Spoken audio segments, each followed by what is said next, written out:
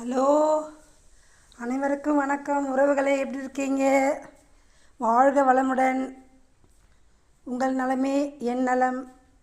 இதை பாருங்கள், சாம்பிராணி புகை போட்டால் வேண்டாம், எனக்கு ஹார்ட் பிரச்சனை, சாம்பிராணி போடாதீங்க, நெஞ்சு அடைக்குது அப்படின்னு சொல்கிறாங்க வீட்டில் பிள்ளைங்க. ஆனால் சாம்பிராணி புகையோ ஊதுவத்தி புகையோ மணக்க மணக்க இருந்துச்சுன்னா மகாலட்சுமி நம்ம கூப்பிடாமே நம்ம வீட்டுக்கு தானாக வருவாங்க. மகாலட்சுமி நம்ம வீட்டுக்கு வரும், செல்வங்கள் பெருகும். நீங்களும் நல்லா சாம்பிராணி போடுங்க. அவங்கெல்லாம் வேலைக்கு போயிட்டாங்க. வேலைக்கு போயிட்ட பிறகு நான் இந்த சாம்பிராணி புகையை தீபத்தை காட்டிகிட்ருக்கேன்.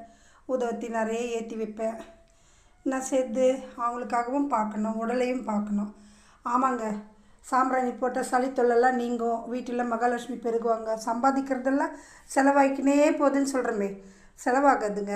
நல்ல நியாயமான செலவுகள் தான் உண்டாகும். நம்ம தீபத்தை காட்டுவோம். இது ஹார்ட் பிரச்சனை உள்ளவங்களுக்கும் ஆஸ்துமா இருக்கிறவங்களுக்கும் இந்த சாம்பிராணி புகை ஆகாது தான், உண்மைதாங்க. அதுக்காக நம்ம காட்டாமல் இருக்க முடியுமா? நீங்களே சொல்லுங்கள்.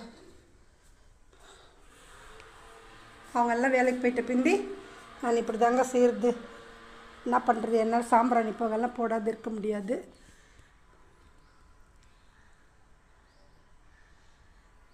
பாருங்கள், மகாலட்சுமிக்கு நம்ம அம்மனுக்கு எல்லா தீபத்தையும் காட்டணும்.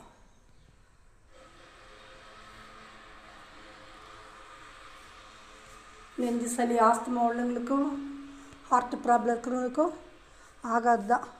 அதுக்காக நம்ம சாம்பிராணி போடாமல் இருக்க முடியாது.